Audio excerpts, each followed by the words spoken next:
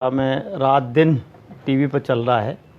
अपने अपने हिसाब से लोग उसको बोल भी रहे हैं और सब समझ भी रहे हैं। आजकल ऐसा नहीं है कि लोग नहीं समझते, पर होता क्या है कि समझते हुए भी ना समझना, ये सबसे बड़ी समस्या है देश के अंदर। इसी का प्रकटीकरण है और उसमें उनकी भी गलती नहीं है। अपने देश में क्या है, कुछ विचारधाराओं की भी लड़ाई है। अपने से अपनी जो विचारधारा है उससे लड़ाई सर्वविदित है, सब जानते हैं। मुसलमानों का स्टैंड क्लियर है, ये भी सबको पता है, वो तो क्लियर है उनका। तो हिंदुओं का भी स्टैंड क्लियर ही होता जा रहा है अब धीरे धीरे। अगर उनका क्लियर है तो हिंदुओं का भी अब क्लियर होते जा रहा है। सारी दुनिया देख रही है, क्योंकि हिंदू समाज में भी जागृति आ रही है। पर अपने देश में जो वामपंथी विचार हैं, और उसका सबसे प्रमुख अगर कोई प्रचारक था वामपंथ का, तो वो थे पंडित जवाहरलाल नेहरू। नेहरू जी ने जो किताब लिखी थी डिस्कवरी ऑफ इंडिया, उसकी जो प्रस्तावना थी, उस प्रस्तावना में लिखा था काफिले आते गए, हिंदुस्तान बसता गया। इसी प्रस्तावना को कांग्रेसी और वामपंथी संविधान की प्रस्तावना समझ रहे हैं, क्योंकि वो डिस्कवरी ऑफ इंडिया पढ़ के ही कार्यकर्ता बनते हैं। तो ये जो मेंटलिटी वहाँ से बनना शुरू होती है कि हिंदुस्तान नाम की कोई चीज़ है ही नहीं, यहाँ का कोई मूल निवासी है ही नहीं, ये कोई देश है ही नहीं, ये तो धर्मशाला है। आर्य पहले आए, मतलब वो भ्रम फैलाने में पहले से ही माहिर हैं, आज से नहीं है। पहले आर्य आए, फिर मुग़ल आए, फिर पठान आए, फिर अंग्रेज़ आए, ये क्रम है। तो वो तो ये तक कहते हैं कि जाने की शुरुआत करती है तो जो पहले आया उसको पहले धर्मशाला खाली करना चाहिए। तो उस हिसाब से तो जो इस देश का हिंदू है तथाकथित, जो अपने आप को आर्य कहते हैं, उनको सबसे पहले निकालने की तैयारी है उनके विचारों में। तो वो इस चीज़ को कैसे सहन करेंगे, कैसे स्वीकार करेंगे जो कुछ चल रहा है। तो ये जो विचारों की लड़ाई है,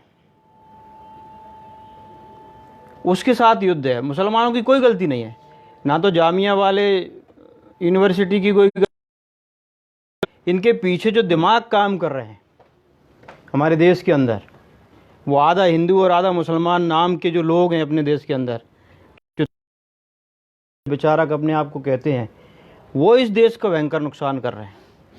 और उन्हीं के कारण देश के अंदर जो कुछ घटना चक्र चल रहा है वो उन्हीं का षड्यंत्र है। उन्होंने समाज में भ्रम फैलाया है।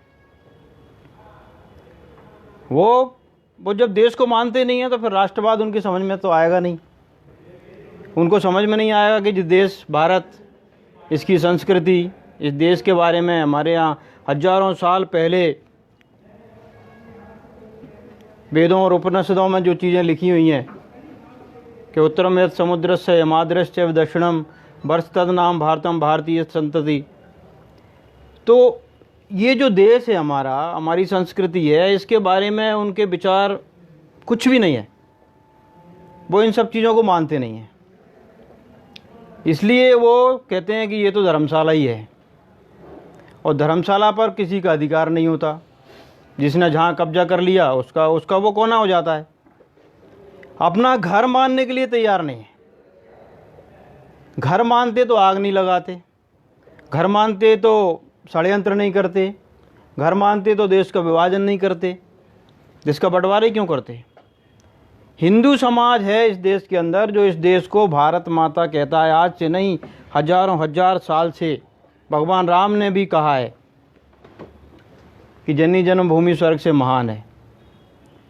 उस लाइन पर चलने वाला हिंदू समाज, और ये जो दूसरी विचारधाराओं के लोग हैं, ये इसके विपरीत चलने वाले लोग हैं।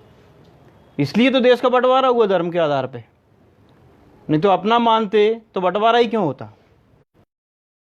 बंटवारे पर सहमति दी, उनकी भी विचारधारा वही थी कि काफिले आते गए और हिंदुस्तान बस। ऐसे लोगों का नकाब उतारने का समय आया है। अब जमाना बदल गया है, अब परिवर्तन आ गया है देश के अंदर। अब राष्ट्रवादी शक्तियों का जागरण हुआ है। देश का जो मूल समाज है वो सीना ठोक के अब देश के अंदर खड़ा हो गया है। इसलिए ये जो बिलबिला रहे हैं ये जो सांप बिच्छुओं की तरह जो बिलबिला रहे हैं बिलों के अंदर, इनको ये डर लग रहा है कि अब हमारा अस्तित्व खतरे में है, अब हम कहाँ रहेंगे, अब हम कहाँ जाएंगे। ये जो इनके टुकड़ों पे पल रहे थे, सत्ता के टुकड़ों पे पल रहे थे, उनके सामने खतरा मंडरा रहा है। इसलिए वो इस प्रकार के षड्यंत्र लगातार देश के अंदर कर रहे हैं। बहुत दिनों तक चलने वाले भी नहीं हैं, ये भी आप निश्चित मानिए। हम सब लोग, जैसा भाई साहब ने कहा कि संगठित होने का समय है, जागरण करने का समय है, पूरा समाज हाथ में हाथ लेकर खड़ा हो जाएगा, सीना ठोक के और भारत माता की जय बोलेगा। ये सब लोग बाहर होने वाले हैं, बहुत दिनों तक चलने वाला नहीं है इनका खेल, ख़त्म हो रहा है। आखिरी लो है, आखिरी दिया जब बुझने को होता है ना, तब आप आखिरी जो भभका निकलता है ना, उस स्थिति में ये लोग आ चुके हैं आज देश के अंदर। इनका समापन है, विसर्जन है, और इस विसर्जन को करने के लिए हमें सब लोगों को पूरे देश के अंदर संगठित होने की ज़रूरत है। एक साथ खड़े होकर 100 करोड़ लोग जब भारत माता की जय बोलेंगे, ये सब मर जाएंगे, समुद्र में कूद। और इसलिए हम सब लोगों का कर्तव्य तो यह है कि हमें जो हमारे जो विचार हैं देश की सेवा के लिए, भारत माता की जय बोलने के लिए, पूरे हिंदू समाज को जगाने की ज़रूरत है इनके खिलाफ़। और उसी काम से आने वाला समय है, इसमें हम सब लोगों को सफलता मिलेगी। इतनी ही बात मेरे को आज कहनी थी। धन्यवाद। बहुत बढ़िया। सागर इन कागर